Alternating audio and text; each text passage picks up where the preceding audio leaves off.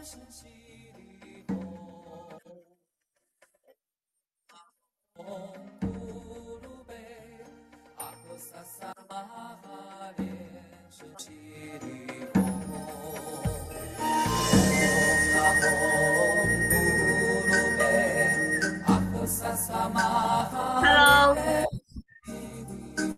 阿弥陀佛。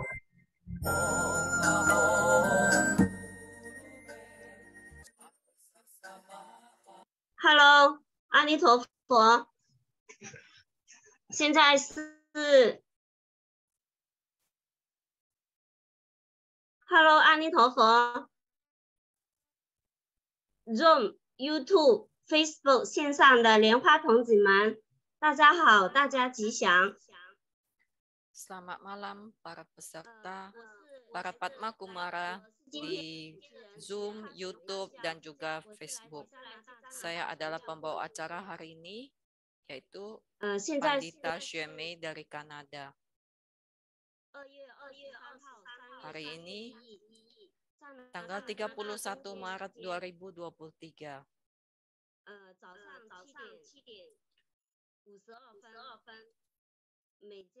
Waktu Kanada adalah pagi jam 5.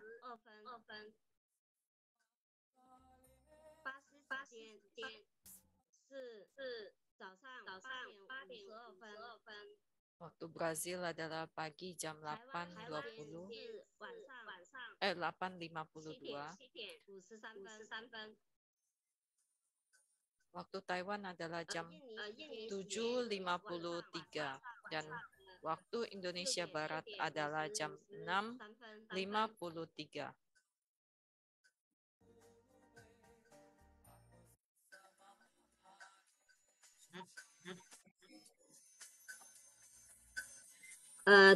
对不起，因为我这里电脑有点问题。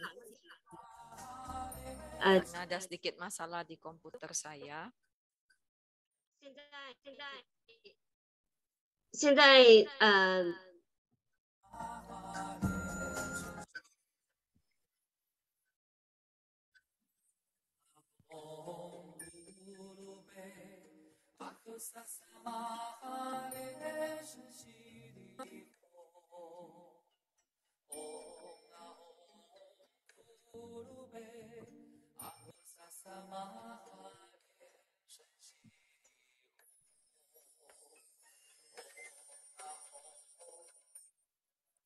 现在为了缓和一下气氛，请那个一才讲师帮我放一下PPT。 Karena ada sedikit masalah, maka saya meminta bantuan Pandita Ichai untuk menayangkan PowerPoint.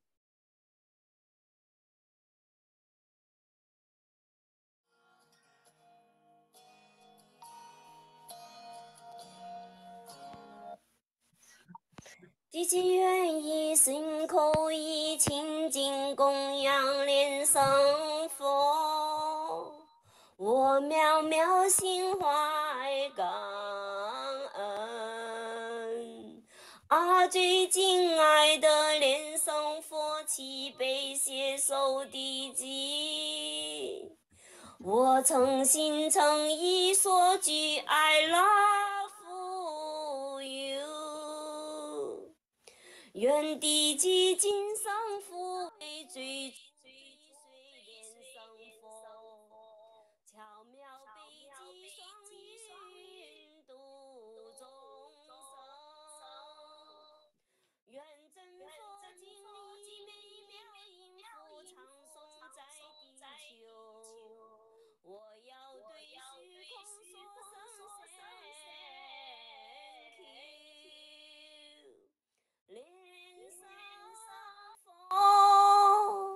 让我虔诚祈祷，献上一首诗赞美你，不为诽谤，用虔心谨记，独立怀慈悲，随意供养众生，祈祈与众生复为己。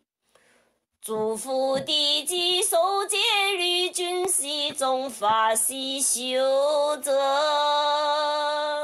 莲生佛。愿莲生佛其地基北极双运。愿地基坚定出发心领悟佛法的真谛。莲生佛，愿地基明白其等悉地摩双莲起。嗡阿吽，咕噜贝阿吽萨萨玛哈莲生悉地吽。莲生佛，愿莲生佛其地基北极双运。愿地基坚定出发心领悟佛法的真谛。莲生佛，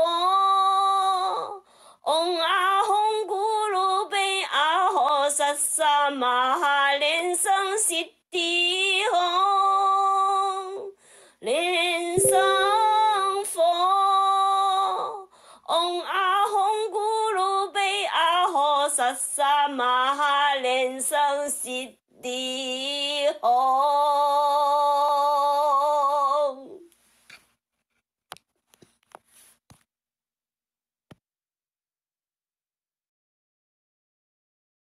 Hello，因为我今天的状态不是很好，我想麻烦一才讲师替我主持，因为我可能太激动了，我没有办法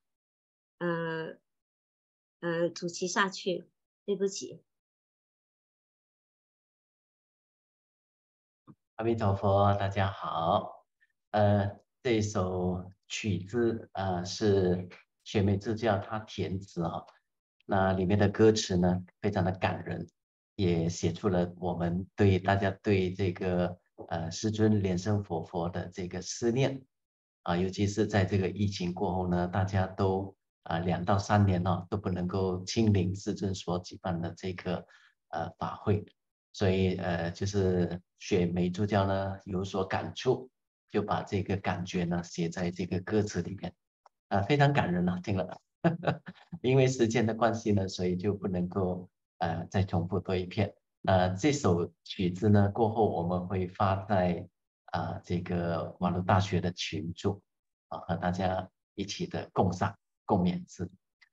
谢谢雪梅助教。那你先缓一缓情绪，如果你待会可以了，那你就私信我，我们再继续今天共同主持都没问题的，大家都非常熟悉的好的，那我们的这个直播这个课程呢还有1分钟还有1分钟就开始了，所以呢敬请大家就是尽可能就是把这个镜头给打开，因为我们这次呢已经上了第2节第4堂课了。那有好多学员呢，我们都没有看到他的真面本尊的真面目，真的是可惜，只是看到那个一个黑色的蓝，就是看到名字而已。真的，我们这一次呢，能够这一生呢能够聚在一起，在共同的时间上线一起学习，这个是很多是累积下来的福气。那你何不妨把你的这个本尊的样貌给显示出来，让大家认识一下呢？请大家配合一下，这个是非常好的。不管我们在上任何的一个 Zoom 的课程，这个是礼仪呢，我们身为真佛弟子要做一个示范这个是会进而带动大家。好，谢谢大家。那我们的这个授课的时间呢，也正式开始了。好的，我们课程开始前呢，我们先顶礼我们真佛宗传承，顶礼根本传承上师圣尊莲生佛，真佛宗历代传承祖师，虚空中诸佛菩萨，祈求加持，此次课程圆满。手结莲花童子手印，持诵莲花童子心咒短咒7遍，持咒 Om Guru Lin San Siddhi Hum Om Guru Lin San Siddhi Hum Om Guru Lin San Siddhi Hum Om Guru Lin San Siddhi Hum Om Guru Lin San Siddhi Hum Om Guru Lin San Siddhi Hum Om Guru Lin San Siddhi Hum。阿弥陀佛，再次欢迎大家出席第2节第4堂课真佛大供养的这个课程。首先呢，我们先在线上看到了我们的授课导师莲益上师今天提早上线了谢谢您。然后会长莲花城主上师、教育处处长莲和上师、公关处处长莲家上师，还有各位上师、各位教授师、法师、讲师、助教，还有来自世界各地的同门 ，Zoom、YouTube 线上的同门，阿弥陀佛，大家吉祥。那今天呢，我们就直接进入课程，我们掌声有请莲益上师为我们授课。阿弥陀佛，大家也可以在线上打上888，欢迎我们的授课导师。谢谢。首先先顶礼感恩根本传承上师深尊莲生活佛，南无真佛宗历代传承祖师，以及坛城诸佛菩萨、金刚护法、空行诸天神众。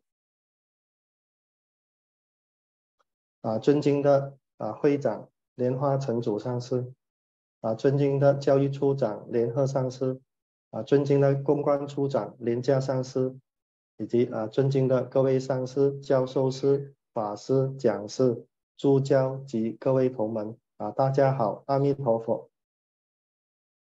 那今天讲真佛密法第2章细说密教完整仪轨第4节真佛大供养法。那先问故知新问题1，真佛大礼拜手印有4，包括了佛龛手印、莲花手印、平等手印以及什么手印？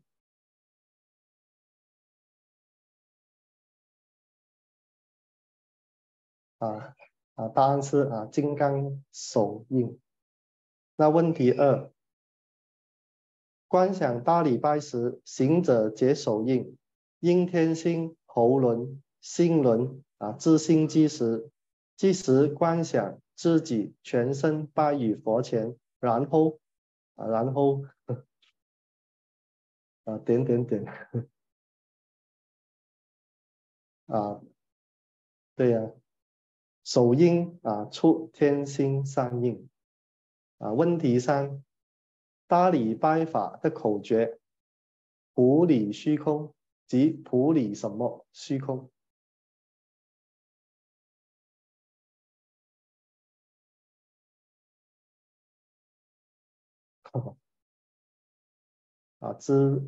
对啊一才讲是知身虚空。好，我们进入这个前言，释迦行法大供养。大供养法即密教释迦行法之一应是每位密宗行者必修的课程，要修习10万遍甚至更多这个大供养的重要性。密教的修行统归供养，因为供养法是第一重要的，每次修法一定要先供养，而这个环节就称为大曼达供养。大供养的含义，供养含有奉养的意思，对上的供养含有清净、奉事、尊敬的意思，对下即是布施，含有同情、怜悯、爱护的意思。那我记得宗喀巴祖师呢在他53岁那一年，他就做了一个很广大的供养，就是从正月初一一直到正月15总共有15天的时间。那么参加的人呢，僧众都有1万人，还有这个俗家的弟子呢，都有几万人。所以那一次是所说的是一个很广大供养的一个大法会。那当时宗喀巴祖师呢，就是在大昭寺小昭寺最主要这2个寺庙做这个广大供养，尤其是在大昭寺。那宗喀巴祖师呢，就做了一顶这个五佛冠，全部都是纯金的，而且那些僧冕呢，都是镶了很多的宝石，就是价值连城，就是在大昭寺进献给释迦牟尼佛。那还有呢整个寺庙都做了很多那些用绸缎的那些布幔布置都非常的庄严殊胜。那还有那些酥油灯很大的酥油灯都是点着24小时。那一次的大法会真的非常的不简单。那很多人呢就看到很多的瑞相。Maaf, ternyata tadi saya belum unmute.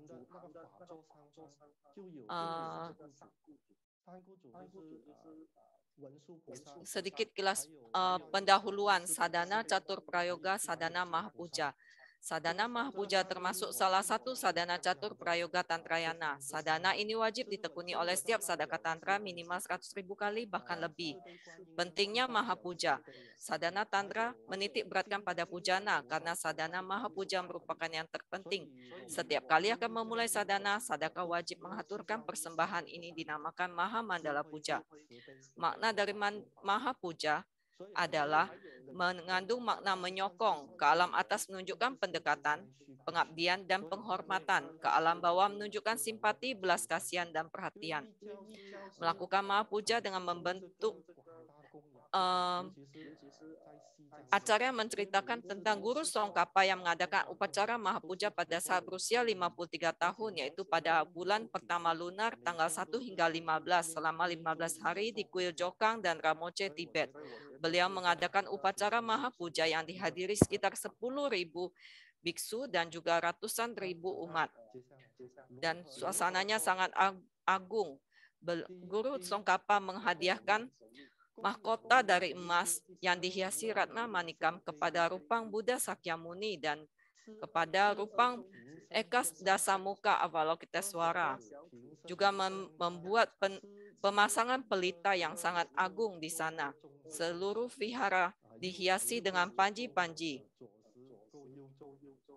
Pada saat upacara, banyak sekali fenomena yang tampak. Di antaranya adalah munculnya 3 yidam, yaitu Manjusri, Avalokiteswara, dan juga Wajrapani di atas kepala dari Guru Tsongkhapa. Dan juga penampakan banyak Buddha, Bodhisattva beserta para Wajra Dharmapala. Bagaimana melakukan Mahapuja? Pertama, membentuk mudra persembahan. Kedua, mudra tadi bisa dilihat di layar. Yang kedua, bervisualisasi persembahan. Visualisasikan persembahan berubah menjadi sebaris, lalu berubah menjadi sebidang, lalu berubah menjadi tak terhingga banyaknya memenuhi alam semesta. Semuanya dipersembahkan kepada para Buddha Bodhisattva yang menerima persembahan dengan penuh sukacita. Boleh juga bervisualisasi persembahan berada di dalam telapak tangan yang membentuk mudra. Mudra berubah menjadi alam semesta, dan persembahan berubah menjadi lautan dan awan yang memenuhi alam semesta. Yang ketiga, menjapa gata persembahan. Gunung Semeru dan 4 benua beserta matahari dan bulan berubah menjadi aneka pusaka ratna dan dipersembahkan kepada para Buddha. Semoga dengan jasa pahala ini dapat melenyapkan karma buruk dan segera mencapai bodhi.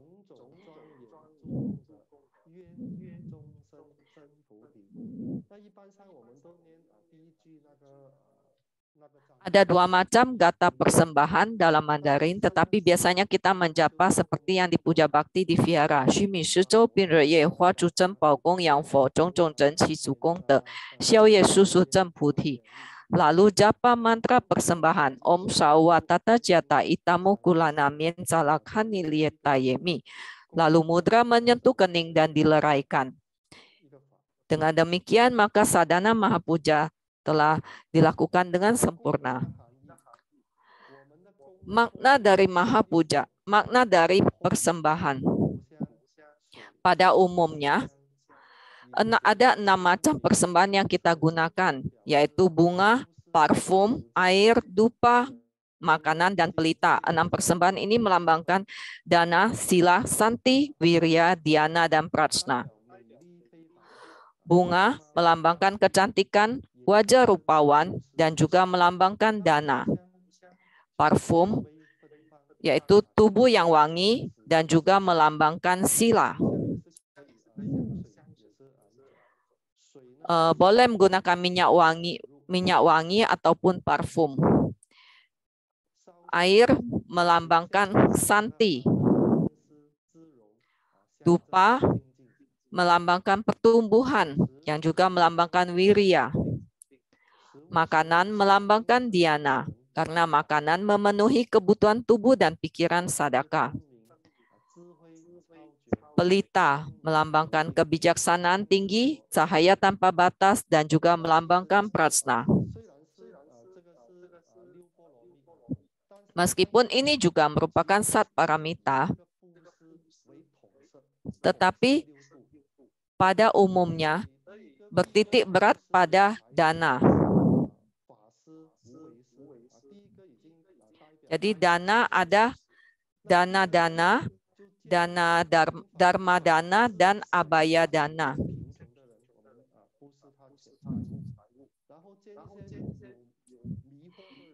Yang pertama, berdana makanan, berdana materi. Yang kedua, melihat orang yang miskin, kita memberikan dana. Atau mengajak orang yang tersesat dan terlena kembali pada dharma, atau membebaskan orang dari ketakutan. Ini juga bersifat menarik insan menuju kebajikan, memberikan manfaat bagi semua insan.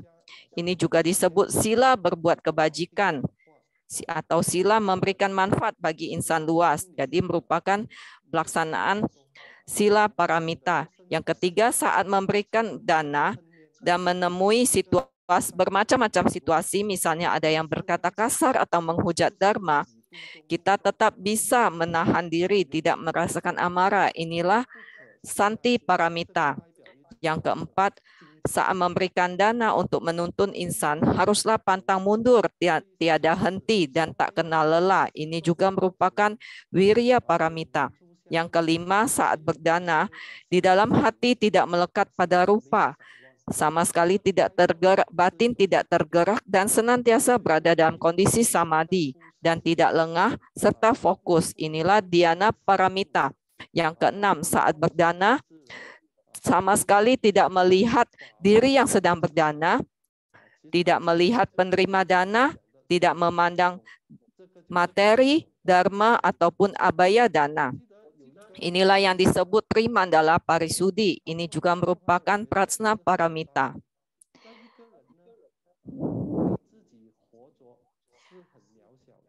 Ada seorang dermawan yang pernah berkata, jika bisa hidup demi diri sendiri itu merupakan hal biasa, tetapi jika bisa hidup demi negara dan masyarakat itulah hal yang mulia. Ada sebuah kisah nyata di Amerika. Ada seorang yang bernama Chuck Finney. Seumur hidupnya ia menyumbangkan 400 juta US dollar. Orang ini sangat rendah hati.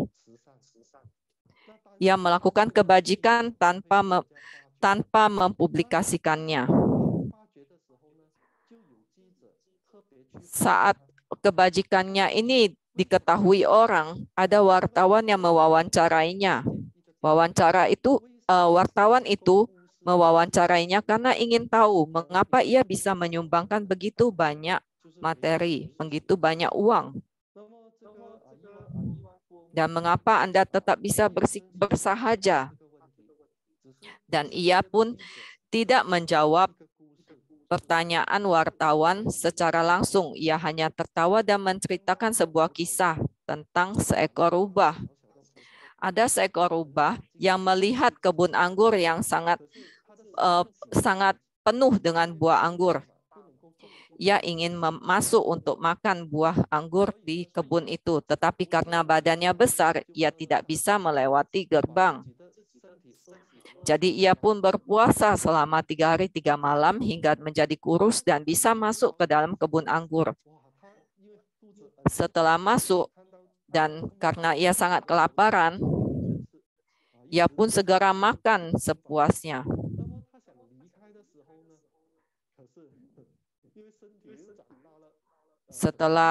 Setelah itu, saat ingin meninggalkan kebun itu, ia tidak bisa lewat karena telah makan sampai gemuk.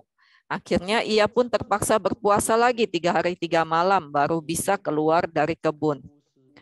Jadi ia bertanya kepada wartawan itu, apakah Anda paham isi cerita ini? Ada makna yang terkandung di dalamnya. Mengapa ia menggunakan kisah ini? Ia menggunakan kisah ini untuk menjelaskan tentang manusia. Sesungguhnya setiap manusia datang ke dunia ini tidak membawa apa-apa, semua datang dengan tangan kosong. Dan saat kita pergi dari dunia ini, kita juga tidak bisa membawa apapun. Tangan kosong datang dan juga pergi dengan tangan kosong. Tetapi saya sering mengingatkan, dalam perjalanan hidup, karena kita mempelajari Buddha Dharma, kita memiliki akar kebajikan dan akar kebijaksanaan yang berbeda dengan orang lain. Kita harus paham bagaimana menggunakan harta benda untuk melakukan hal-hal yang bisa mendukung pelatihan diri kita. Jadi saya ingatkan lagi, benda apapun yang dari dunia ini semuanya tidak bisa dibawa pergi. Yang bisa dibawa pergi adalah pahala kita. Pahala kita tidak bisa direbut oleh siapapun dan selalu mengikuti kita. Inilah yang membedakan kita, yaitu seorang sadaka yang mempelajari Buddha Dharma dengan orang awam lainnya. Ini merupakan berkah sambara kita di alam atas. Ini juga yang membedakan kita dengan orang pada umumnya. Selanjutnya, mengenai warna persembahan. Untuk santika atau tolak bala, persembahan didominasi warna putih. Contohnya wijen putih, mustard putih, susu putih, madu putih, gula putih, beras putih, kacang putih, kuaci putih, ginkgo, biskuit berwarna putih, dan juga buah-buahan berwarna putih. Jika homa bertujuan untuk penyembuhan penyakit, boleh juga mempersembahkan obat-obatan. Lalu untuk sadana paustika atau rejeki, persembahan didominasi warna kuning. Contohnya kacang kuning, madu kuning, dupa kuning, bubuk cendana kuning, biskuit berwarna kuning, biji gandum, bunga berwarna kuning, barley, maltosa, selai kuning, selai kacang, roti, dan buah-buahan berwarna kuning. Jadi semua yang berwarna kuning melambangkan paustika atau rejeki.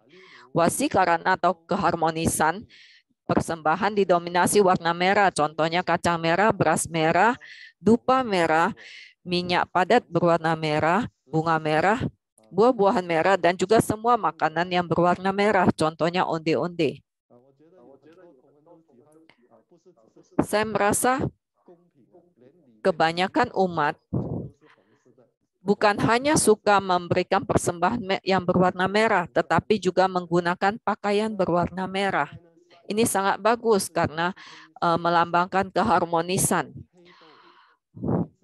Untuk sadana abicaruka atau penaklukan, persembahan didominasi warna hitam. Contohnya kacang hitam, wijen hitam, beras hitam, jus buah, berwarna hitam atau ungu, dupa hitam, bubuk cendana hitam, bungai berwarna biru atau ungu, buah-buahan hitam, contohnya kismis, anggur hitam, atau makanan berwarna hitam, contohnya cincau, sup wijen hitam. Jenis persembahannya sangat bervariasi, asalkan benda atau makanan yang bermanfaat, semuanya boleh dipersembahkan. Jenis-jenis persembahan. Persembahan bisa dibagi menjadi, yang pertama, persembahan harta atau manfaat, materi, yaitu persembahan dupa, bunga, makanan, dan harta atau benda materi lainnya.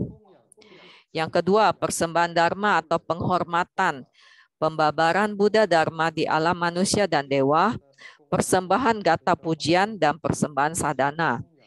Yang ketiga, persembahan tindakan atau aksi, yaitu bawana atau pelatihan diri, dan ketekunan bersadana. Yang keempat, persembahan nyata, persembahan yang sungguh-sungguh nyata dan menggunakan sangat banyak bahan persembahan.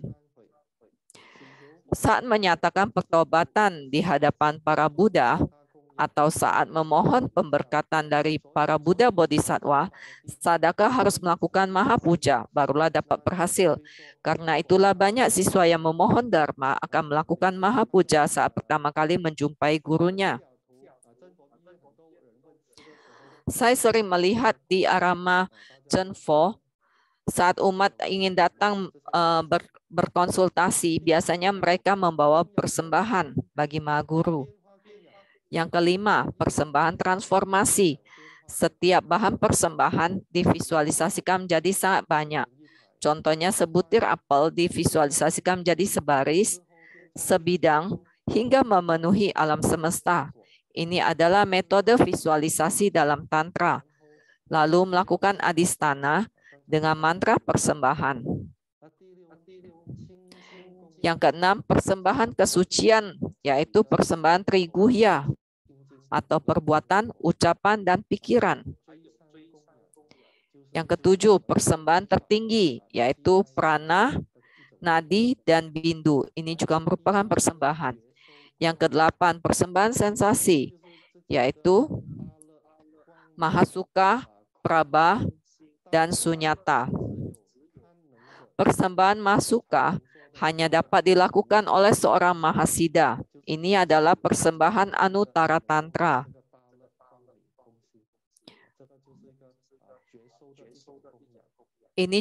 Ini merupakan persembahan sensasi.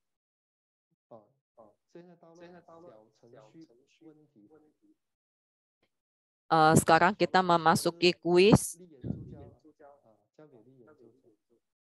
Kita serahkan kepada Lien, Pandita Lien.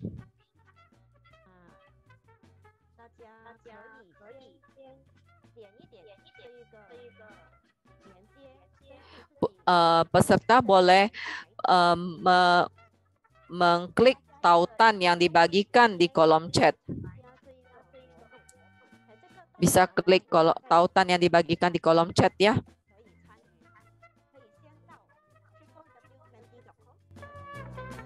Boleh masuk dulu kepada ke website www.menti.com. Dan untuk Indonesia kodenya adalah 57991775.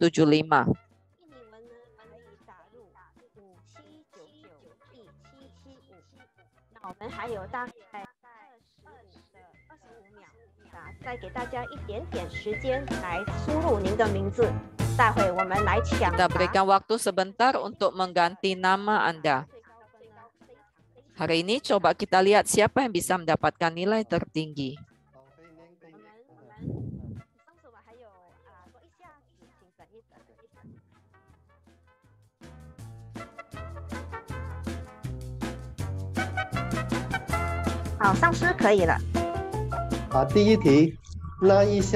Pertanyaan pertama, manakah yang bukan tahapan Maha Mandala Puja di Chenfo? A. Mudra persembahan, visualisasi. B. Persembahan nasi dan arak. C. Gata persembahan dan mantra.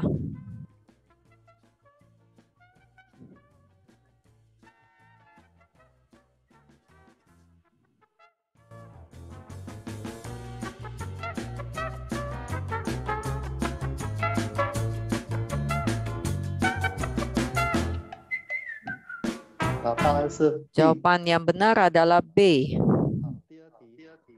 Pertanyaan kedua.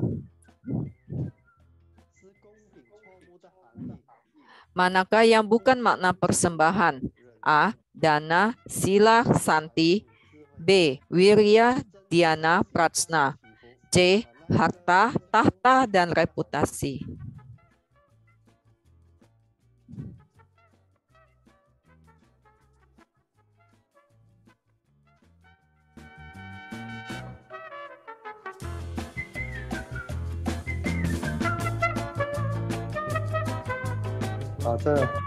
Jawaban yang benar adalah C.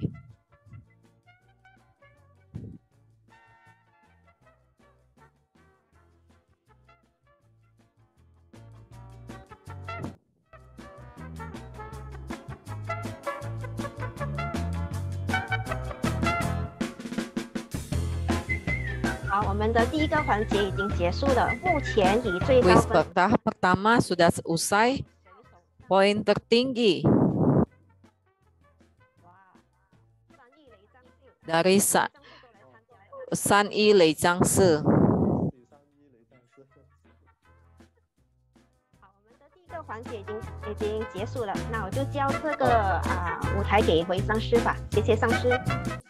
Pertanyaan sudah usai. Kita kembali kepada Acarya untuk melanjutkan kelas. Macam-macam persembahan. Panca pujana, yaitu bunga, dupa, pelita, teh, dan buah. Yang kedua, asta pujana, yaitu sangka, buah, parfum, pelita, dupa, bunga, air sabun, dan air. Dalam Tantra, Wajra Lasya, Wajra Mala, Wajra Giti, Wajra Nirti, Wajra Dupa, Wajra Puspa, Wajra Spota, dan Wajra Ganda juga merupakan persembahan.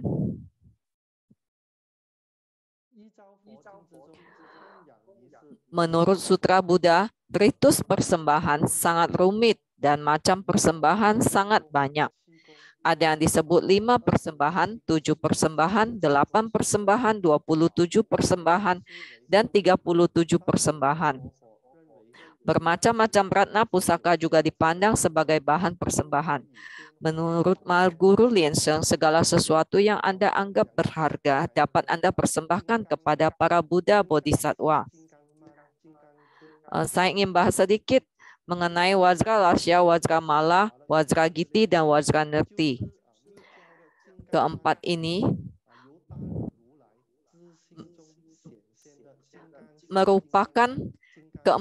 merupakan perwujudan dari hati Vairocana di dalam Wajra Garbha. Keempat ini merupakan persembahan kepada para Tathagata di 10 penjuru. Lalu Wajra Dupa, Wajra Puspa, Wajra Spota, dan Wajra Ganda itu merupakan berasal dari swabawa dari Tathagata untuk dipersembahkan kepada Maha Vairocana.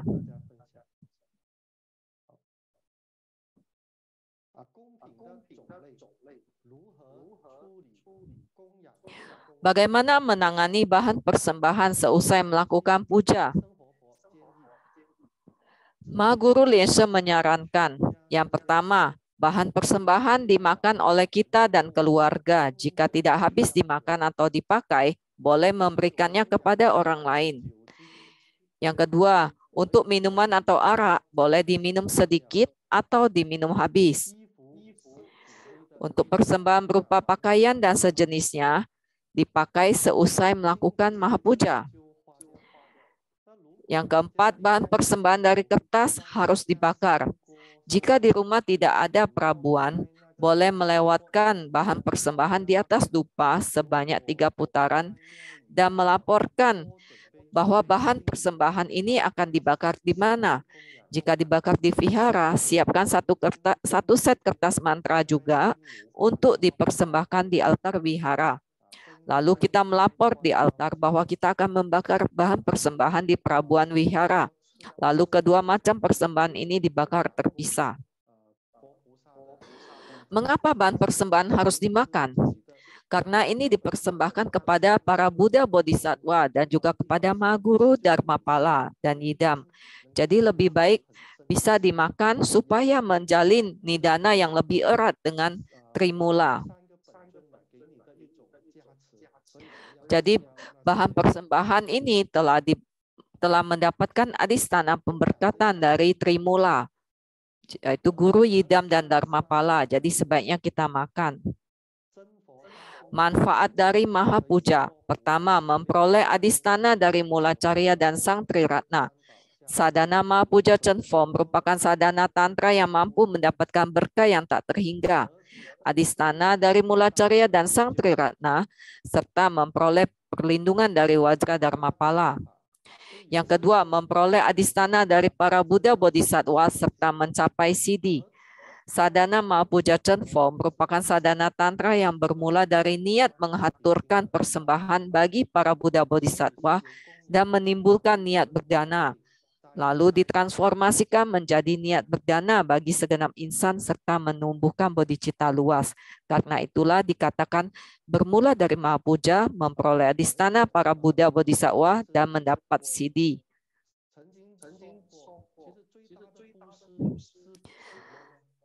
Saya pernah berkata, apakah dana yang tertinggi? Dana yang tertinggi bukanlah berupa makanan, tetapi mendanakan dirinya sendiri. Yaitu bisa mendanakan diri sendiri bagi insan, itulah bodhicitta, yaitu menolong orang yang perlu kita tolong.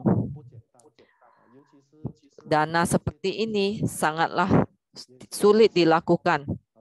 Seringkali saya melihat para anggota Sangha juga memiliki niat tulus. Misalnya mengadakan puja bakti daring Chenpo. Banyak sekali relawan yang mau membantu, memimpin, memandu puja bakti. Semuanya mengorbankan waktunya sendiri untuk melakukan hal-hal seperti ini. Selain itu, saya juga mengagumi Ibu Teresa. Hal yang ia lakukan tidak bisa dilakukan oleh orang lain. Ia rela mengabdikan dirinya di kalangan miskin dan sangat kumuh. Ia bahkan membangun sebuah rumah kematian atau Nirmal Hridai, yaitu tempat orang yang sudah menjelang kematian. Ia merawat mereka, semua yang berpenyakit dan juga sedang meregang nyawa, ditempatkan di sana, ia melayani mereka.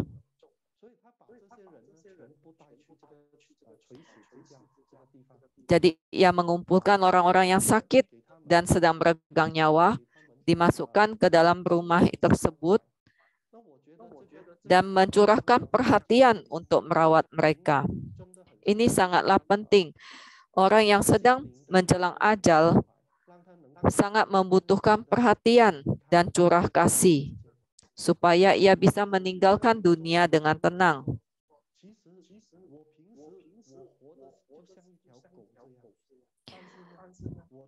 Sampai ada orang yang berkata, seumur hidup saya hidup seperti seekor anjing yang hina, tetapi menjelang wafat saya dibawa ke rumah Ibu Teresa ini dan dirawat dengan penuh kasih sayang.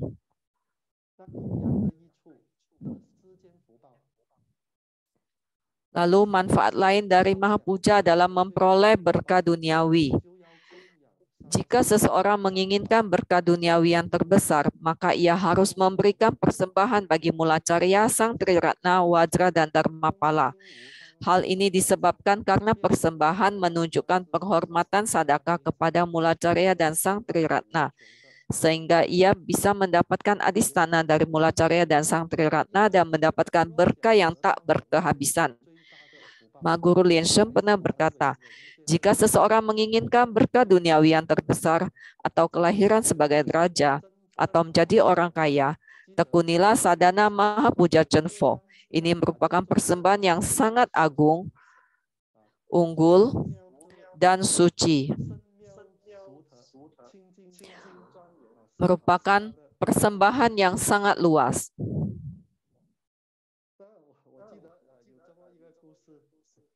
Saya ingat sebuah kisah. Pada suatu masa, Sang Buddha Sakyamuni menyuruh Ananda untuk pergi ke sebuah desa untuk membeli air untuk dibawa pulang kepada para biksu sekalian untuk diminum. Dan Sang Buddha berpesan untuk bertutur kata dengan sopan. Ananda pun pergi ke sana dan menemui orang tua di sana. Saya ingin membeli segentong air untuk membawa pulang kepada bagi teman-teman saya. Apakah boleh? Orang tersebut menjawab, tidak boleh. Air ini hanya boleh diminum oleh keluarga kami. Lalu Ananda pun memohon. Dan orang tua itu berkata tidak bisa. Lalu Ananda pun dengan kesal pulang kembali menemui Sang Buddha.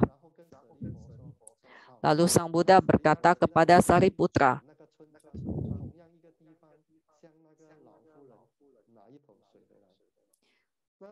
Sariputra, pergilah ke desa itu dan mengambil air kepada orang tua itu. Sariputra pun pergi ke sana dan meminta air kepada orang tua ini. Lalu orang itu pun berkata, boleh, tunggu sebentar ya, saya akan mengambil airnya dulu. Lalu saat mendapatkan air dan ingin pulang, Sariputra pun pamit. Dan orang tua itu berkata, tunggu sebentar, di rumah saya masih ada kue. Bawalah pulang untuk berbagi kepada teman-temanmu. Jadi Sariputra pun pulang membawa air dan juga kue. Melihat hal ini, Ananda pun merasa sangat sedih. Ia pun bertanya kepada Sang Buddha, mengapa ada perbedaan yang demikian jauh antara saya dan Sariputra? Sang Buddha berkata, apakah Anda tahu, di kehidupan lampau, Sariputra telah melakukan banyak sekali kebajikan. Ia telah menolong banyak orang. Dan ia telah menjalin jodoh baik dengan orang luas, dengan insan luas. Karena itulah di kehidupan sekarang saat ia meminta air, orang tua itu memberikan air dan juga memberikan kue. Ya, ini berarti Ananda kurang melakukan hal-hal yang bisa menjalin jodoh baik dengan insan luas. Karena itulah saya merasa menjalin jodoh baik dengan insan luas itu merupakan hal yang sangat penting. Kita harus berpikir, keunggulan sadhana tantra adalah harus bisa mengamati diri sendiri. Apa kekurangan kita? Misalnya kita memiliki berkah yang kurang, maka kita pun perlu melakukan hal-hal yang bisa menjalin jodoh baik dengan insan luas, yaitu dengan membantu banyak orang. Contohnya melalui Lotus Light Charity. Pada masa pandemi, Lotus Light Charity Society juga telah melakukan banyak sekali kebajikan dan bakti sosial. Ini juga merupakan upaya menjalin jodoh dengan insan luas. Jodoh baik dengan insan luas ini sangatlah penting karena di dalam perjalanan Anda melakukan bawana, Anda memerlukan ini. Anda memerlukan bantuan dari sekeliling kita. Jika di sekeliling kita yang kita tabur hanyalah karma buruk, maka akan berbuah yang tidak baik. Selanjutnya adalah kiat Mahapuja. Untuk menguasai sadhana Mahapuja, haruslah memahami kiat sadhana Mahapuja. Kiatnya adalah dana dan tanpa pamrih. Dana berarti merelakan milik kita bagi orang lain. Ada 3 macam dana.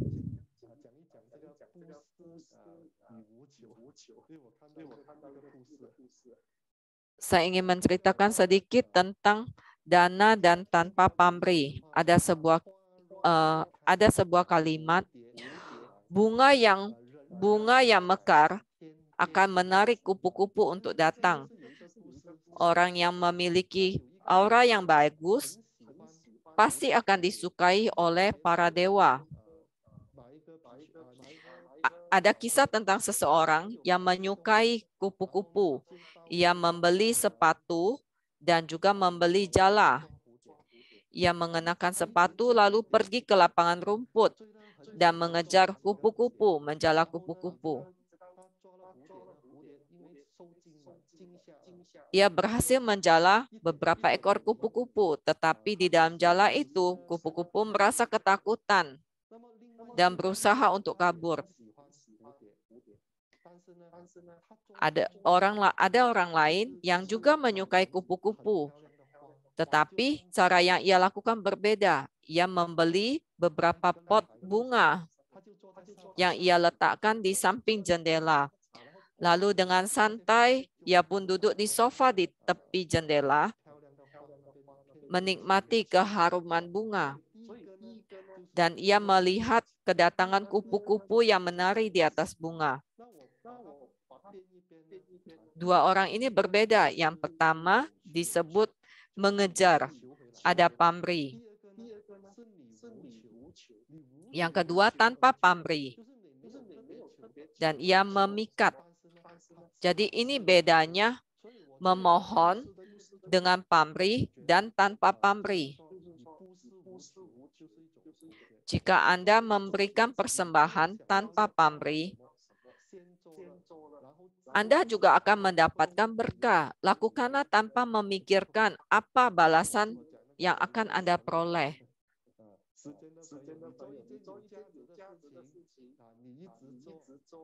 Apakah Anda ingat kisah yang pernah saya ceritakan?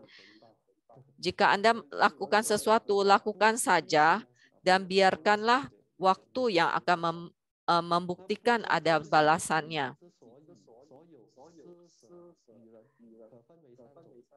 Dana merupakan upaya menghilangkan keserakahan. Dana berarti merelakan milik kita bagi orang lain. Ada 3 macam dana, yaitu dana-dana menggunakan harta benda untuk menolong orang yang miskin dan mengalami penderitaan. Yang kedua, dharma dana menggunakan dharma untuk mengajak orang meninggalkan kejahatan dan melakukan kebajikan. Yang ketiga, abaya dana, menolong orang dari ketakutan tanpa memedulikan keselamatan diri. Jadi dana merupakan upaya untuk menghilangkan keserakahan. Mahaguru Lienshen berkata, tanpa pamrih merupakan kiat sesungguhnya dari Maha Puja. Karena menghilangkan keserakahan haruslah dengan prinsip tanpa pamrih. Tanpa pamrih berarti acita. Batin tidak berharap, maka hasrat tidak tumbuh, tidak timbul. Tidak menetap, tidak melekat, dan semuanya suci. Tanpa pamrih merupakan persembahan tertinggi dalam Maha Puja. Pamrih merupakan batasan bagi berkah dan pahala Maha Puja.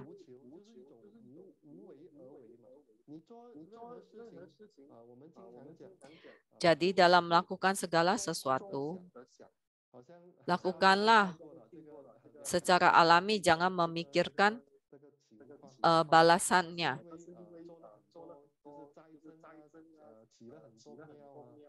Anda tentu ingat kisah Kaisar Liang yang merasa telah membangun banyak wihara dan juga menyokong banyak biksu yang merasa bahwa ia pasti memiliki berkah yang sangat banyak. Lalu ia bertanya kepada Bodhidharma seberapa pahala yang telah ia peroleh, dan Bodhidharma berkata, tidak ada. Jadi sesungguhnya berkah dan pahala itu juga ada batasan jika Anda memiliki prinsip pamrih.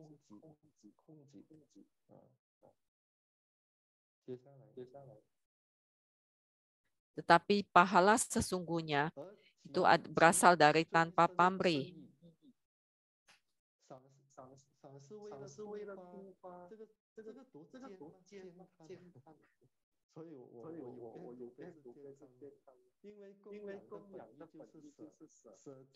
Sutra Vairocana berbunyi, berdana tanpa melekati wujud berarti berdana tanpa pamrih. Sungguh tak terbayangkan. Karena itulah jika mampu melakukan sadhana mahapuja tanpa pamrih, berkah dan pahala yang diperoleh seluas angkasa tak terhingga. Menaklukkan hasrat haruslah dengan tanpa pamrih, dan kiat mahapuja sesungguhnya adalah berdana tanpa pamrih. Makna tertinggi dari mahapuja adalah menghilangkan keserakahan, karena niat dasar dari mahapuja adalah kerelaan, merelakan benda kesukaan, benda yang sulit direlakan, dan mempersembahkannya kepada para Buddha Bodhisattva. Ini perlahan-lahan akan menghilangkan berbagai bentuk keserakahan yang ditimbulkan oleh avidya. Jika keserakahan hilang, kilesa pun sirna. Inilah keagungan sadhana tantra. Ada sebuah kisah dari Changcia, Rinpoche Changcia. Ada yang siswanya yang bertanya, bagaimana bisa menjadi Buddha? Rinpoche Changcia berkata harus bisa melepaskan. Bagaimana bisa melepaskan? Beliau menjawab dengan merelakan. Jadi bukan hanya berdana saja, tetapi bisa merelakan. Relakanlah apa yang paling kita suka. Biasanya semua orang paling suka dengan harta. Jadi jika Anda bisa merelakan materi, harta, benda itu, pastilah akan berbeda. Jika Anda bisa merelakan, maka akan timbul niat untuk meninggalkan keduniawian atau naiskramia. Jika tidak memiliki naiskramia atau niat meninggalkan keduniawian, maka Anda sangat mudah melekati harta benda duniawi. Dan ini akan menjadi rintangan dalam sadhana Anda. Jadi untuk bisa merelakan, melepaskan, awalilah dengan niat berdana. Jika punya uang, berdana materi. Jika tidak punya, Anda juga bisa berdana waktu, tenaga. Seperti yang tadi disebutkan, persembahan dana yang tertinggi adalah mendanakan diri Anda.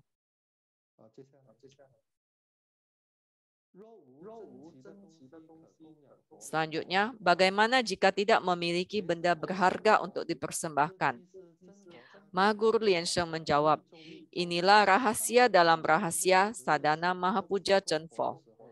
Saat kita tidak memiliki fisik benda untuk dipersembahkan kepada para Buddha, kita dapat membentuk mudra persembahan, bervisualisasi benda terindah yang pernah kita lihat. Mungkin kita melihatnya di jalanan atau di rumah orang lain, dan kita mengingat bentuknya dalam ingatan kita. Kita visualisasikan wujudnya dalam pikiran kita dari satu menjadi banyak hingga menjadi tak terhingga, lalu persembahkan kepada para Buddha di alam semesta.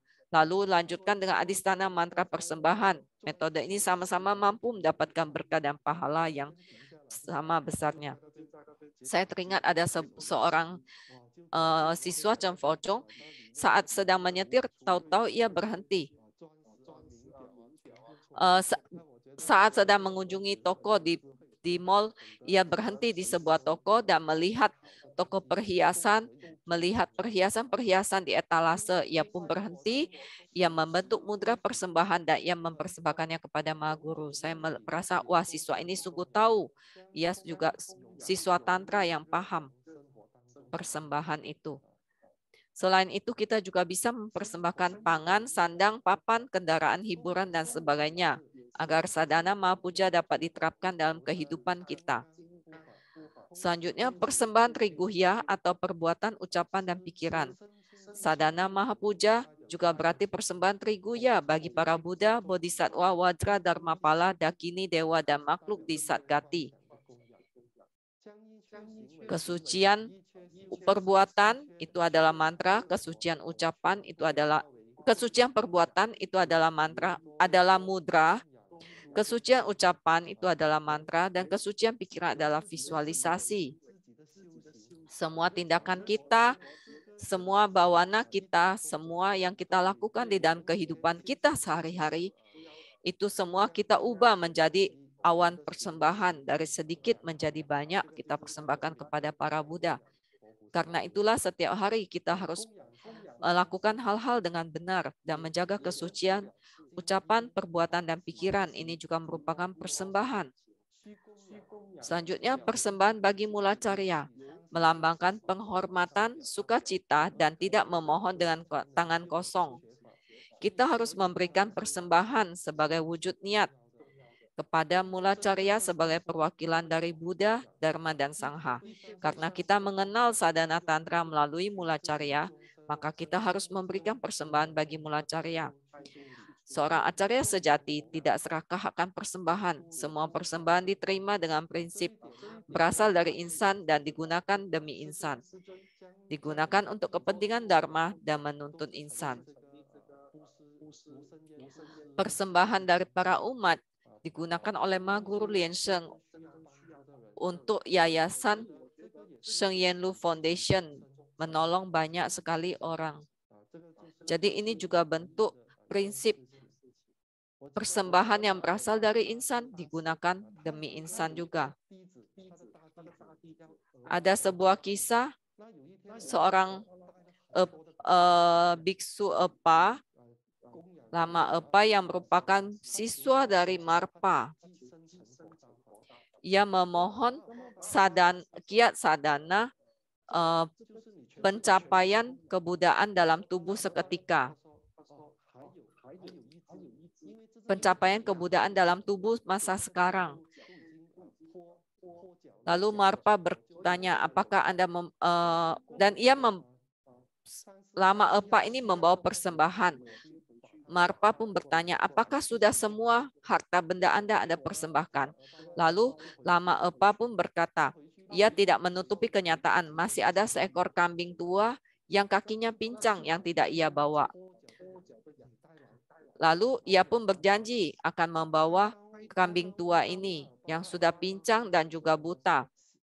Dan ia menggotongnya kembali ke rumah Marpa.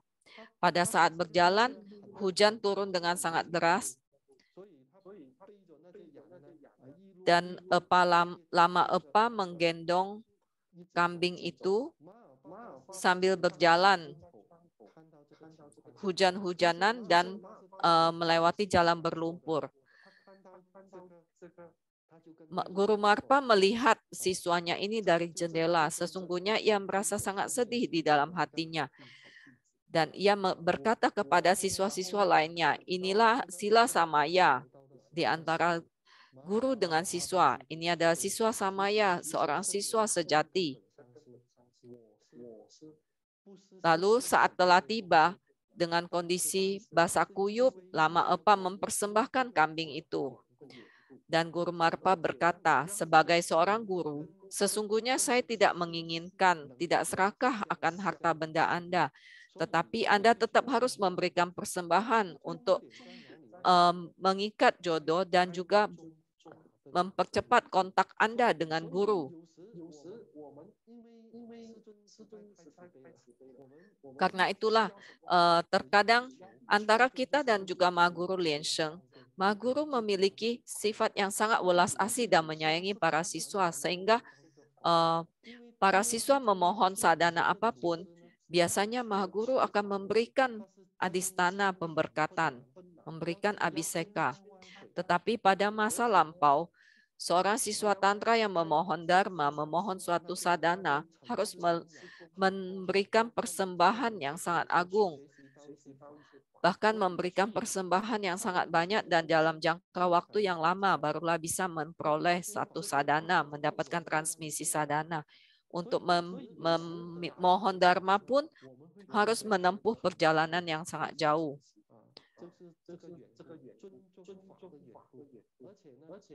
Persembahan yang sangat banyak ini, persembahan yang sangat tulus ini dimaksudkan supaya seseorang siswa tantra sungguh-sungguh menghargai sadhana dan dharma yang diajarkan kepadanya.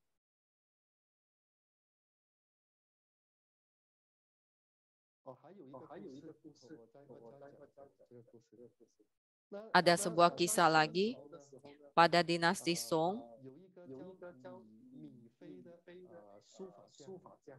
Ada seseorang yang bernama Mi Fei. Saat ia masih muda, selama 3 tahun ia belajar kaligrafi, tetapi sama sekali belum bisa menguasainya.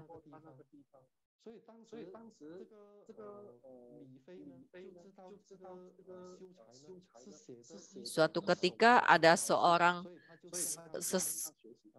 pelajar terkenal yang melewati daerah itu, dan Mifei ini mengetahuinya dan ia pergi mengunjungi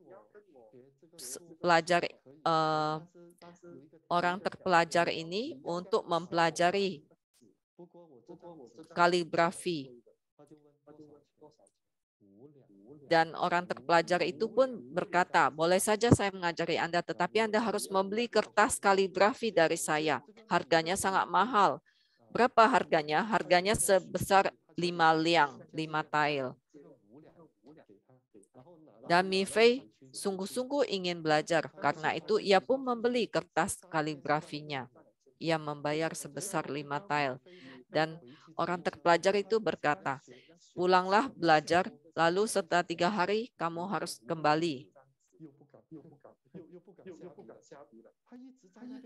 Lalu Mifei saat ingin melatih kaligrafinya, ia berpikir, waduh, kertas ini mahal sekali, harganya 5 tael per lembar.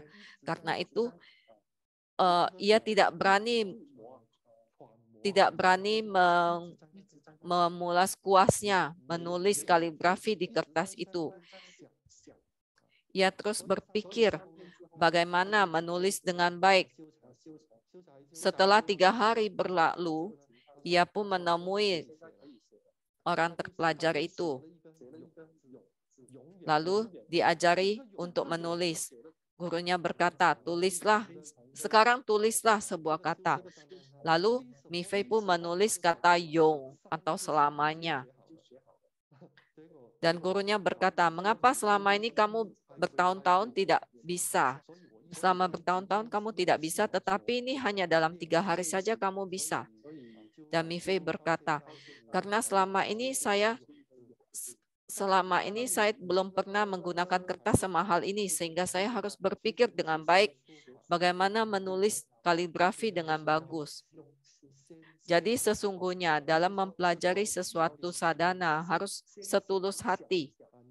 Bukan berarti asal-asal melatih, tetapi harus sungguh-sungguh memikirkan tentang sadhana ini. Dan seperti latihan kaligrafi ini juga ia harus memikirkannya dengan sungguh-sungguh bagaimana cara menulisnya dengan bagus. Akhirnya ia pun menulis Yong Zhi Bu Wang, Wen Yin Wu Liang. Jadi selamanya tidak akan melupakan tulisan Yong atau kata selamanya ini. Jadi dalam kehidupan kita sebenarnya sama saja, karena kertas kaligrafi yang sangat mahal itu, maka Mifei ini sungguh-sungguh memikirkan bagaimana menulis kaligrafi dengan baik supaya tidak menyia-nyiakan kertas itu. Sekarang kita memasuki kuis bagian kedua.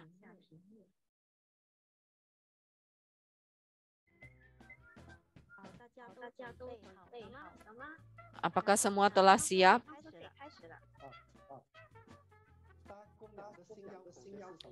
Apakah kiat penting dari Maha Puja? Yang pertama, A. Berdana tanpa pamrih. B. Melafalkan sutra dan berdoa. C. Merelakan diri dan meninggalkan hasrat.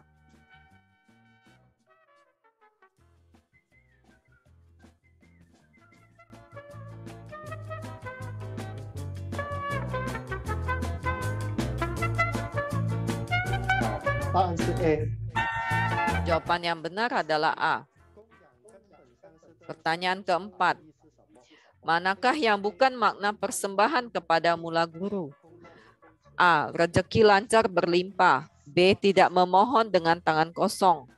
C. Penghormatan dan sukacita.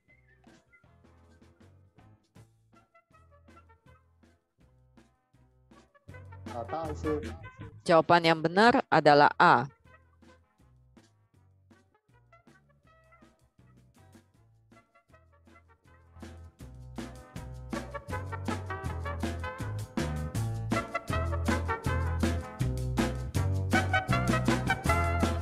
我们已经有了最后的排行榜。 Sekarang kita sudah ada hasil akhir. Untuk sesi Mandarin ada Saudara Lau Chong dengan poin 3.780.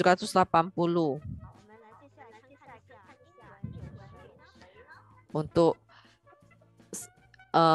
kolom bahasa Inggris, pemenangnya adalah Lianhua Yixiang dengan 3.639 poin.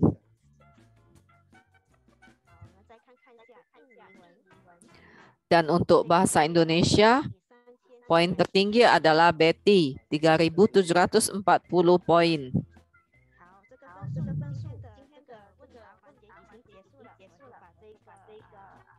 Kuis telah usai, maka saya kembalikan kelas kepada Acarya Lieni. Keunggulan Sadhana Mahapuja Chenpo. Sadhana Mahapuja Chenpo merupakan sadhana tantra yang menunjukkan penghormatan, pendekatan, dan pengabdian, sehingga dapat memperoleh daya adhisthana. Dengan adanya daya adhisthana, sadhana apapun yang ditekuni akan mencapai keberhasilan. Tanpa daya adhisthana, sadhana apapun tidak akan membuahkan hasil. Makna mendalam dari Mahapuja adalah segenap insan merupakan ladang persembahan. Karena itulah sadaka wajib memberikan persembahan kepada segenap insan, bukan hanya kepada para Buddha Bodhisattva. Karena setiap insan memiliki buddhata, maka layak mendapatkan persembahan. Swabhawa adalah buddhata. Persembahan bagi swabhawa atau zixing. Swabhawa setiap insan sama dengan buddhata, tidak berbeda. Persembahan bagi swabhawa berarti persembahan bagi para Buddha, Bodhisattva, Wajra, dan Dharmapala di 10 penjuru dan trimasa. Buddhata saling terjalin, karena itulah memberikan persembahan bagi swabhawa diri sendiri, sama dengan memberikan persembahan bagi buddhata para Buddha Bodhisattva. Bagaimana memberikan persembahan bagi swabhawa? Yaitu dengan mempelajari Buddha Dharma, menekuni sadhana, dan mencapai Buddha Pala. Inilah persembahan tertinggi. Menyucikan perbuatan, ucapan, dan pikiran merupakan persembahan tertinggi bagi swabhawa. Batin yang tentram tanpa kekhawatiran merupakan persembahan tertinggi bagi swabhawa. Meditasi hingga batin dipenuhi cahaya dan dharma sukha merupakan persembahan tertinggi bagi swabhawa. Jadi menurut saya, persembahan Mahapuja ini membuat kita memikirkan bagaimana kita mempelajari Buddha Dharma. Saya perhatikan banyak siswa yang mempelajari Buddha Dharma mengalami banyak rintangan, banyak kilesa, banyak gosip dan pertikaian di antara sesama umat. Sehingga hidupnya setiap hari tidak bahagia. Karena itulah saya merasa inilah saatnya kita melakukan introspeksi di mana kesalahan kita. Mempelajari Buddha Dharma bertujuan supaya kita bisa melepaskan diri dari penderitaan.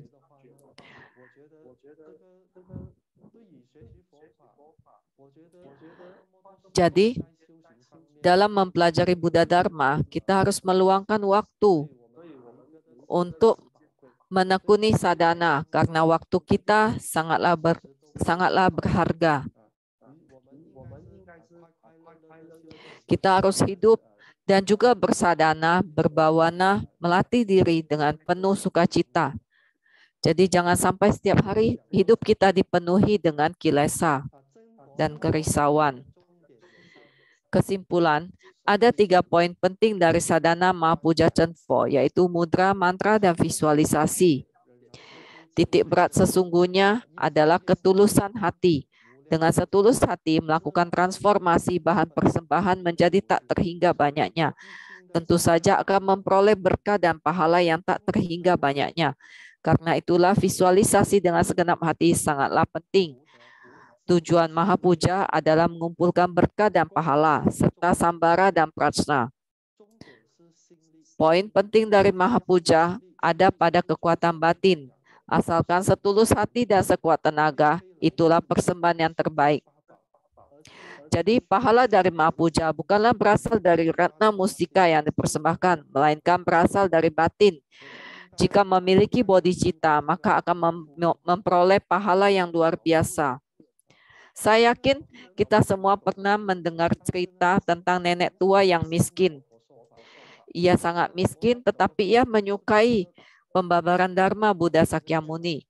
Karena itu, ia pun menggunting rambutnya dan menjualnya untuk membeli sebuah pelita dan mempersembahkan pelita itu kepada Sang Buddha. Mengapa demikian? Karena memohon Dharma memohon Dharma janganlah dengan tangan kosong. Orang lain memohon Dharma dengan mempersembahkan pelita yang sangat besar dan agung.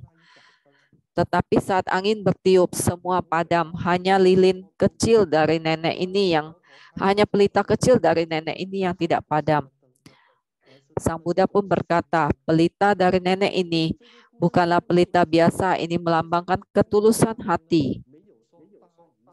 Jadi dalam memberikan puja, tidak ada istilah besar atau kecil. Yang menentukan adalah ketulusan hati dan niat Anda. Inilah yang paling penting.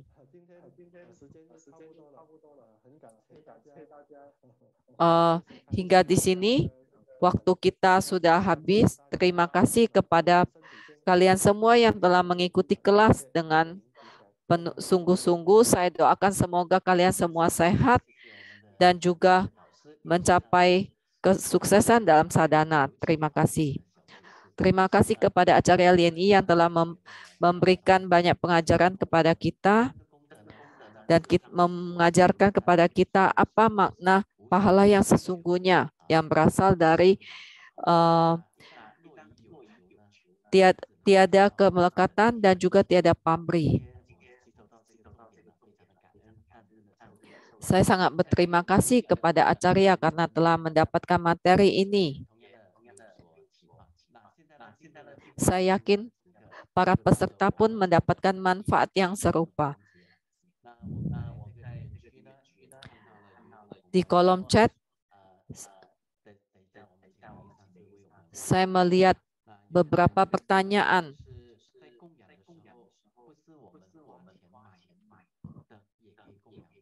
Yang pertama, ada yang bertanya, jika kita tidak mengeluarkan uang untuk membeli barang itu, apakah boleh kita persembahkan?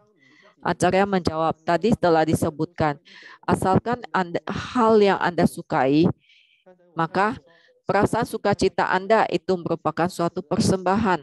Jika Anda melihat jam tangan yang bagus, baju yang bagus, dan Anda merasa sukacita saat melihatnya, boleh Anda persembahkan kepada para Buddha Bodhisattva. Jika ada pertanyaan lain, boleh mengetikkannya di kolom chat atau boleh mengangkat tangan. Ada sebuah pertanyaan lagi. Jika umat pada saat puja bakti tidak membawa sarana puja atau persembahan, apakah boleh bervisualisasi menggunakan sarana puja orang lain? Kondisi ini sesungguhnya merupakan kondisi yang sering ditemui oleh banyak orang. Jika memang tidak membawa persembahan, boleh saja bervisualisasi menggunakan persembahan yang dibawa orang lain. Tetapi berikanlah persembahan dana ke dalam kotak dana di vihara, supaya Anda juga memiliki kontribusi dalam persembahan ini.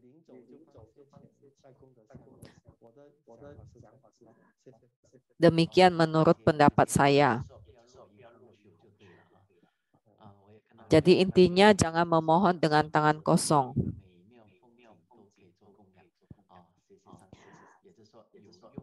Jadi pemandangan yang indah juga boleh kita jadikan sarana persembahan.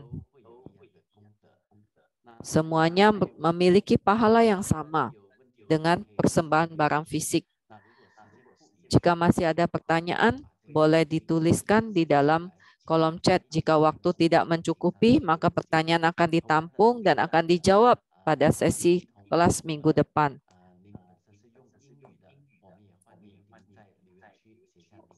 Boleh juga mengetikkan pertanyaan dalam bahasa Inggris atau bahasa Indonesia.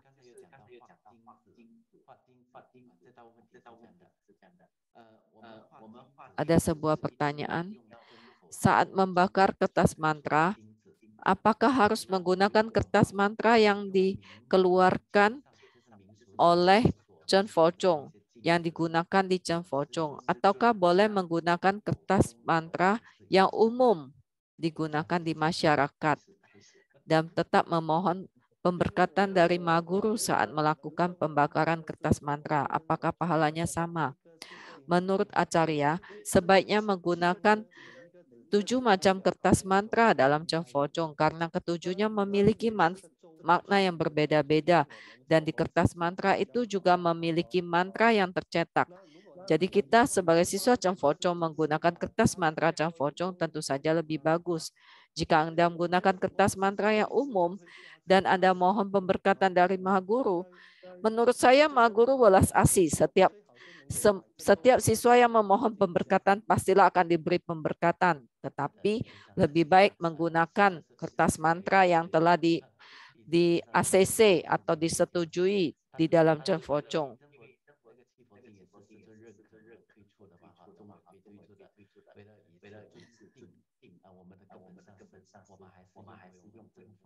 Jadi untuk menghormati Ma Guru dan silsilah kita, sebaiknya kita menggunakan kertas mantra yang telah disetujui oleh Ma Guru.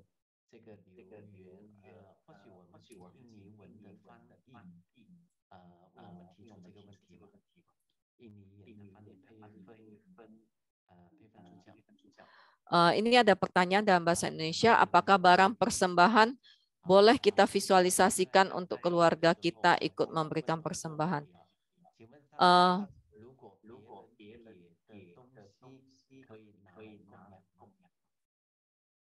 Ada pertanyaan, apakah barang yang diberikan oleh orang lain boleh kita persembahkan?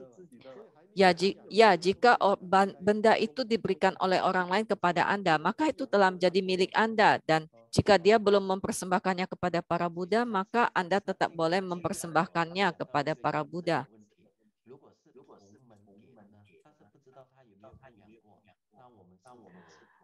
Ada pertanyaan, jika umat memberikan barang kepada kita, tetapi kita tidak tahu apakah barang itu sudah pernah dipersembahkan atau tidak, bagaimana?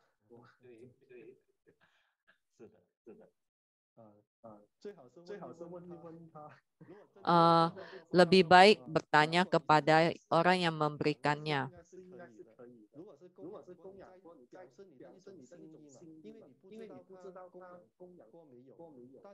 Tetapi jika Anda memang tidak bertanya, boleh saja Anda tetap mempersembahkannya, karena itu semua adalah niat dari Anda.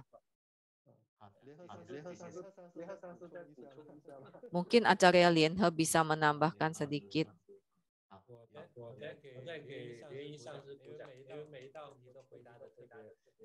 Acarya Lien He memberikan tepuk tangan kepada Acarya Lien Yi karena setiap pertanyaan bisa dijawab dengan sangat bagus.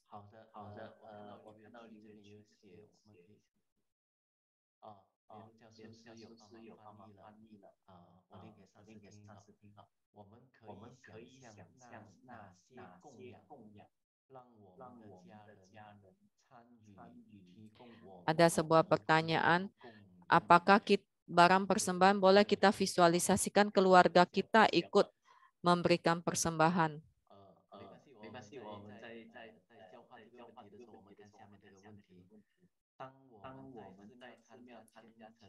Dan satu lagi pertanyaan, ketika kita berada di vihara, ikut puja bakti, tetapi tidak membawa persembahan, bolehkah kita bervisualisasi persembahan yang ada di altar rumah yang belum kita visualisasikan, belum kita persembahkan di saat bersadana di rumah?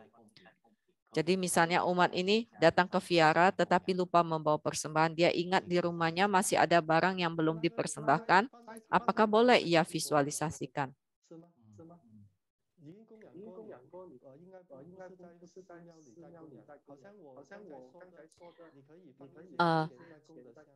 Jika barang itu sudah dipersembahkan, tentu saja tidak boleh. Sudah ditaruh di altar, tentu saja tidak boleh. Acarya memberikan saran yang lebih baik, yaitu boleh bervisualisasi benda yang ada di altar, kita visualisasikan, lalu kita berdana ke kotak dana saja.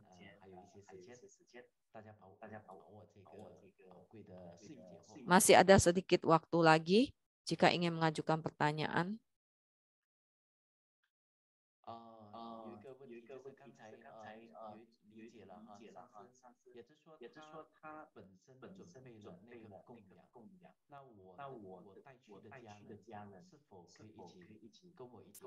Untuk pertanyaan yang tadi, jadi ada seseorang yang jika ada umat yang bertanya, jika ia membawa persembahan, lalu apakah satu keluarganya semua boleh ikut bervisualisasi persembahan itu?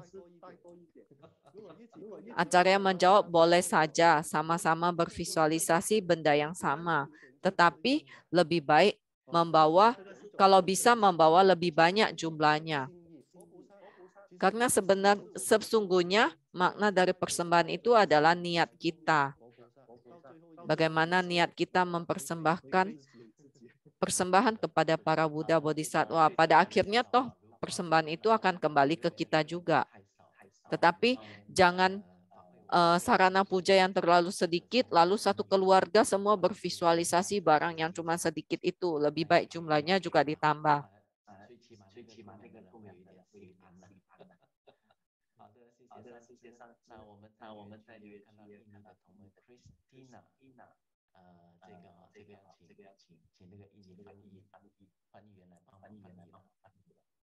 呃，讲师，我的声音听得清楚吗？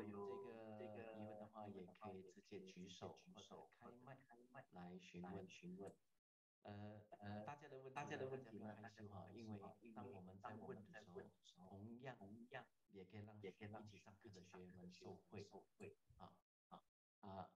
我这边有看到立法所提出的一个问题，禅师每修一堂法都必须换一次供品。Ada pertanyaan, apakah setiap kali bersadana harus mengganti persembahan?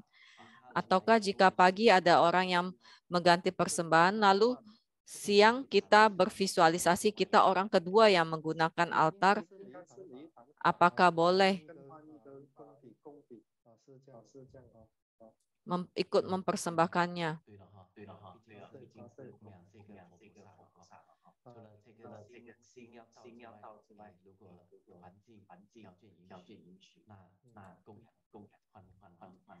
Jadi jawabannya adalah lebih baik mengganti bahan persembahan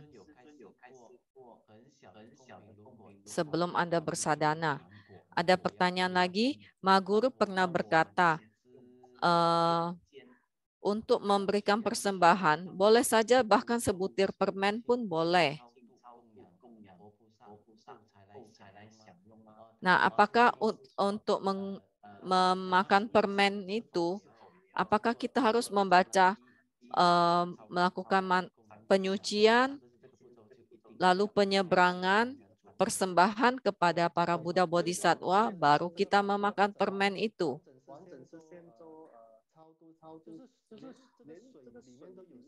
Acarya menjawab, bahkan setiap butir, secangkir air pun tetap harus melakukan penyeberangan dulu dan persembahan baru dinikmati.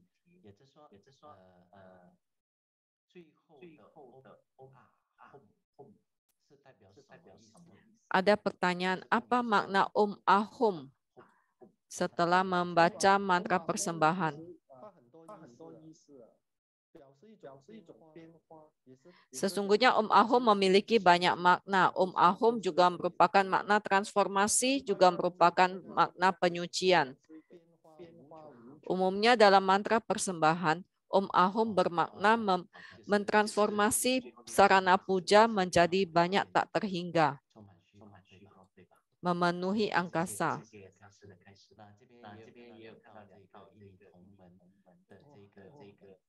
是否印尼的翻译员或者能够帮忙翻译一下吗？好，我们再看看也有留言啊，这个好，有一位同门柱相不生天福，犹如仰见色虚空，尽虚力尽见 Ada umat yang mengetik di kolom chat menetap pada rupa dan berdana maka akan menghasilkan pahala di alam langit. Seperti kita menembakkan panah ke angkasa. 请上师解答这个问题。Tetapi sekuat apapun kita memanah, pada akhirnya anak panah akan kembali lagi.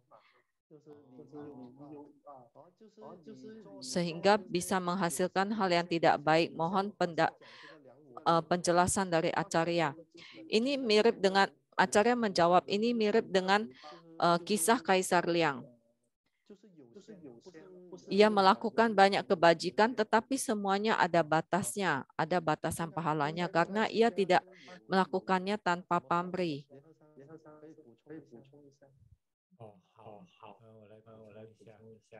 Acarya Lianhe menambahkan, pada masa Sang Buddha ada sebuah kisah. Saat itu, kalau tidak salah adalah Ananda. Dan Sang Buddha membawa Ananda ke alam langit dan melihat banyak sekali dewi-dewi yang cantik. Dan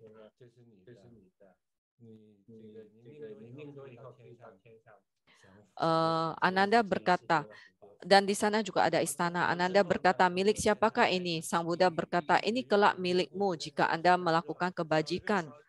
Lalu Sang Buddha mengajak Ananda ke neraka. Dan Ananda merasa kepanasan dan ia bertanya, neraka ini menanti siapa? Sang Buddha berkata, neraka ini menanti Anda. Jika Anda telah menikmati semua buah karma baik Anda di surga, kelak Anda akan masuk ke neraka ini. Jadi ini bermakna setiap pahala, setiap perbuatan baik dan pahala itu, jika ada pamrih, itu seperti memanah ke angkasa. Dan pada akhirnya panah itu akan kembali lagi kepada kita. Jadi setelah menikmati buah kebajikan kita di surga, kita pun akan jatuh ke neraka dan mengalami penderitaan. Inilah makna kalimat yang ditanyakan oleh Jiangse Supardi. Karena itulah dalam melakukan kebajikan dan berdana, janganlah ada pamrih. Jangan menetap pada rupa, jangan melekati rupa. Ada pertanyaan lagi, apabila setiap kali sadana semua persembahan diganti, tetapi arak tidak diganti, apakah boleh demikian? Acarya menjawab, untuk arak persembahan bagi Dharmapala, setiap hari cukup mengganti 1 kali saja, tetapi persembahan lainnya harus diganti.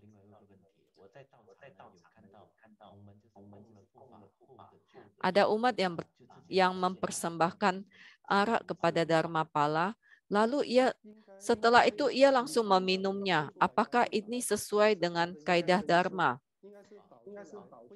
Boleh saja meminumnya, tetapi harus menuangkannya ke cangkir Anda. Jangan menggunakan cangkir atau wadah yang digunakan untuk mempersembahkan persembahan kepada para Buddha Bodhisattva. Jadi setiap bahan persembahan itu harus dipindah dulu ke wadah yang lain. Jangan gunakan wadah persembahan. Kepada umat dari Indonesia, pertanyaan Anda akan ditampung terlebih dahulu.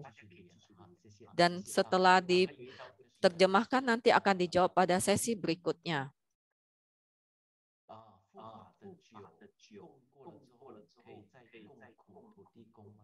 Ada yang bertanya, apakah arak yang telah dipersembahkan kepada Dharmapala boleh dipersembahkan lagi kepada Dewa Bumi? Pada umumnya, persembahan yang telah dipersembahkan kepada para Buddha Bodhisattva boleh saja dipersembahkan kepada Dewa Bumi. Saya dengar demikian, boleh saja. Tetapi jika saya pribadi, saya tidak memberikan persembahan yang telah dipersembahkan pada Buddha Bodhisattva kepada Dewa Bumi. Tetapi saya menyiapkan satu set persembahan juga bagi Dewa Bumi.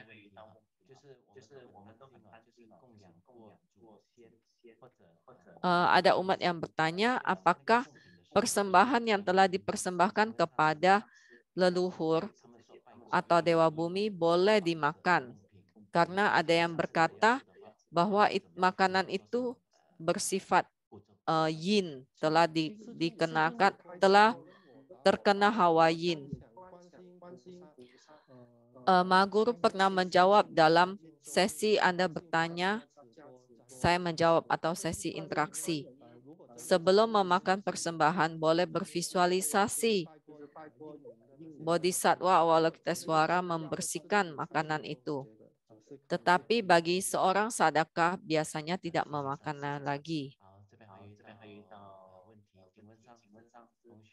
Ada pertanyaan lain?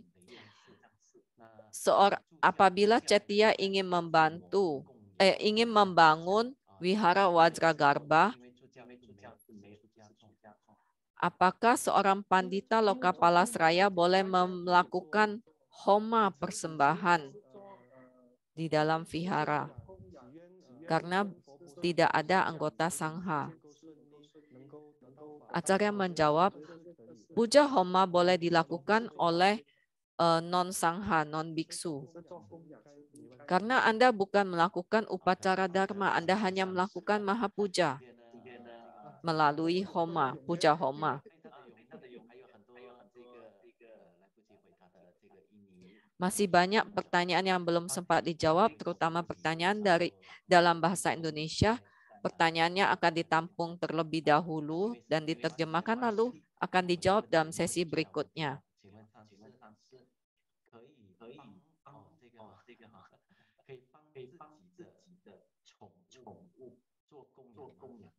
Apakah boleh pertanyaan selanjutnya, apakah boleh mewakili hewan peliharaan kita untuk melakukan persembahan?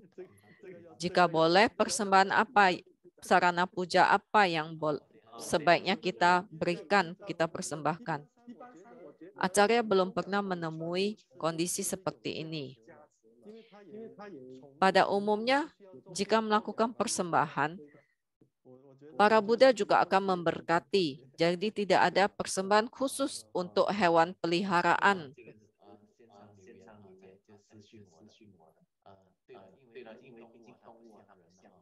Ya, karena hewan peliharaan tidak sama dengan manusia yang bisa bervisualisasi, melakukan visualisasi, maka pemiliknya melakukan persembahan tujuannya untuk melimpahkan pahala kepada hewan peliharaannya. Jadi jika demikian persembahkan saja apa yang Anda sukai.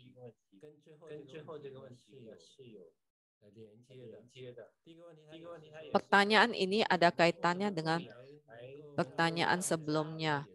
Contoh, yang tadi pertanyaannya, sarana puja apa yang harus kita gunakan jika kita harus mempersembahkan sesuatu dan ingin supaya anggota keluarga kita juga bisa ikut mendapatkan pahala, ikut melakukan mahapuja. Ini mirip dengan keinginan supaya hewan peliharaannya juga bisa ikut melakukan mahapuja. Jadi sebenarnya selain sarana puja yang berupa benda-benda fisik, material, Anda boleh mempersembahkan kesucian ucapan, pikiran, dan perbuatan. Anda boleh juga bervisualisasi hewan peliharaan Anda berada di samping Anda dan ikut bersadana. Sadana merupakan suatu bentuk persembahan kepada para Buddha Bodhisattva. Ini juga bisa membina nidana mereka dengan Buddha Dharma.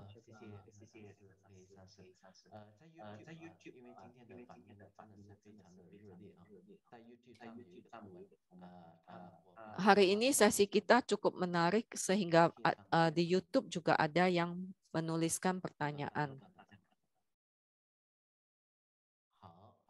这道题是这样的，在 YouTube 上播的问题。吃饭时供养上师佛菩萨金刚护法。Pertanyaan di YouTube, sebelum makan harus melakukan persembahan kepada para Buddha, Bodhisattva, dan makhluk di Satgati. Lalu menjapa mantra persembahan. Apakah boleh demikian? Acarya menjawab, bukankah memang harus demikian? Bukankah memang dalam melakukan pujana memang harus demikian?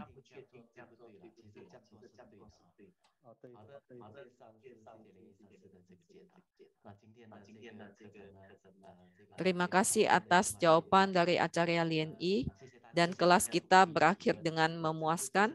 Terima kasih kepada para peserta yang juga mengajukan pertanyaan. Terkadang meskipun bukan pertanyaan kita juga ikut belajar dari pertanyaan lain. Sebelum kelas kita akhiri, saya akan mengingatkan kembali apakah sudah mengikuti kelas intensif atau kelas Virya. Chen Fozhong. Karena nama peserta akan kita berikan kepada Mamulacarya Lien Sheng untuk diberkati dan masuk ke Tungku Homa. Jadi saya harap banyak yang bisa berpartisipasi.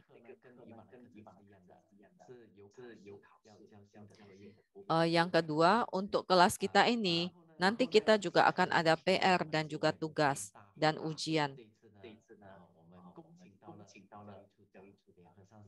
Minggu depan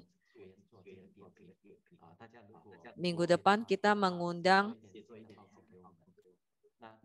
Acarya Kau Cheng Chu sebagai ketua TBF untuk memberikan sedikit penghargaan.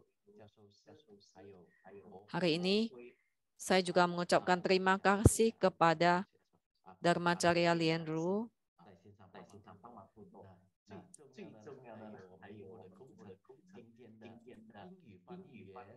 dan juga kepada para tim back office dan juga kepada penerjemah bahasa Inggris Le Xian Chu Jiao dan penerjemah bahasa Indonesia Pei Fen Chu Jiao. Terima kasih kepada semua pihak yang telah membantu mensukseskan kelas kita hari ini. Terima kasih.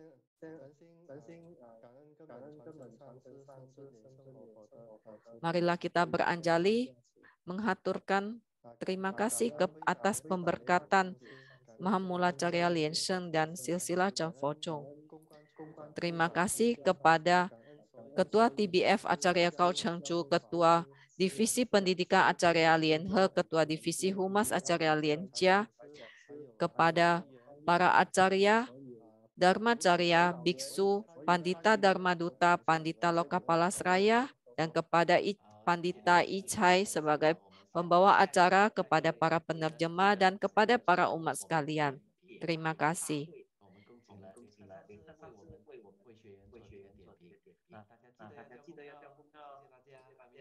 Kepada para peserta kelas Virya, ingat menyetorkan PR Anda, dan minggu depan Acarya Kau Cheng Chu akan memberikan penghargaan.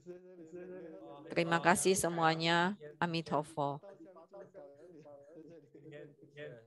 收获满满，谢谢，大家都是很有收获，谢谢。再见。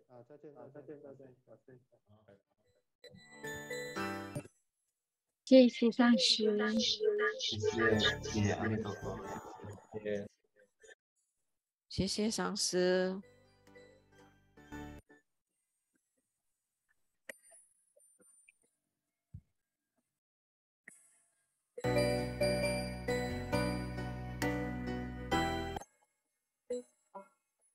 谢谢大家。